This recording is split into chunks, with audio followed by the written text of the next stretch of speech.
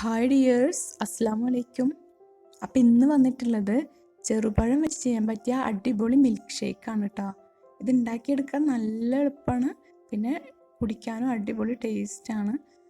നമുക്ക് നല്ലൊരു ഹെൽത്തി ഡ്രിങ്കാണ് കേട്ടോ. ചെറുപഴം പാലും ഒക്കെ ആയിട്ട് വരുമ്പോൾ അടിപൊളി ഡ്രിങ്കാണ്.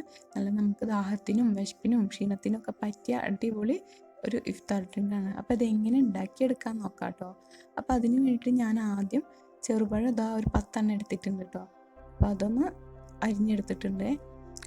അധികം ചെറുതാക്കി അരിയൊന്നും വേണ്ട, മിക്സിയിലിട്ടൊന്ന് അടിച്ചെടുക്കാനുള്ളതല്ലേ.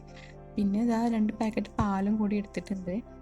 ഇനി ഇതാ ഇതിൽ ഒരു മിക്സിയുടെ ജാറിലോട്ട് ഈ ചെറുപഴം ഒഴിച്ചിട്ടുള്ള പാൽ ഒഴിച്ചു കൊടുക്കുന്നുണ്ട് കേട്ടോ.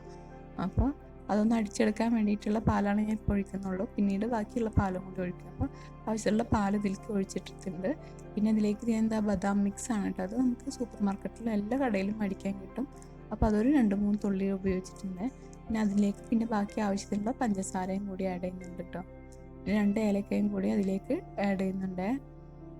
ഇനി നന്നായി ഒന്ന് അടിച്ചെടുത്തിട്ടുണ്ട്. ഇതാ നമ്മുടെ പഴം ഒന്ന് റെഡി ആയിട്ടുണ്ട്. ഇനി ഇതാ ഞാൻ കുറച്ച് അവിലെടുത്തിട്ടുണ്ട്. അവിലെടുത്തിട്ട് അതൊന്ന് നന്നായി ഒന്ന് റോസ്റ്റ് ചെയ്തിട്ട് വറുത്തെടുത്തിട്ടുണ്ട്. ഒന്ന് ചെറിയൊരു ബ്രൗൺ ആവണ വരെ വറുത്തെടുത്ത് നല്ല ക്രിസ്പി ആവാൻ വേണ്ടിയിട്ട്, നന്നായി ഒന്ന് മൊരിഞ്ഞ് കിട്ടാൻ വേണ്ടിയിട്ട് കേട്ടോ. ഇനി ഇതാ നമ്മുടെ പഴം നമുക്കതൊരു ഗ്ലാസ്സിലോട്ട് ഒഴിക്കാം. അപ്പോൾ ഇത് നല്ലൊരു ഹെൽത്തി ഡ്രിങ്കാണ്, കാരണം പഴവും അവിലും. അപ്പോൾ ഞാനിതാ ഷേക്കിൻ്റെ അതിൻ്റെ മേലെ അവിലിട്ട് കൊടുത്തിട്ട് പിന്നെ കുറച്ച് അണ്ടിപ്പരിപ്പ് ഇതാ ചെറുതാക്കി നുറുക്കിയിട്ട് ഇട്ട് കൊടുക്കുന്നുണ്ട് കേട്ടോ. അപ്പോൾ ഇത് അടിപൊളി ടേസ്റ്റാണ്. ഇത് കുടിക്കുമ്പോൾ ഈ അവിലും ഷേക്ക് ഈ പഴവും പിന്നെ ഈ അണ്ടിപ്പരിപ്പൊക്കെ അങ്ങനെ കടിക്കുമ്പോൾ അത് കടിക്കാൻ വേണ്ടിയിട്ട് അണ്ടിപ്പരിപ്പ് ഇട്ട് കൊടുക്കുന്നുണ്ട്. അപ്പോൾ ഇല്ലാതെങ്കിൽ കുഴപ്പമൊന്നുമില്ല, പക്ഷെ ഒരു ടേസ്റ്റ് കൂടുതലായിരിക്കും.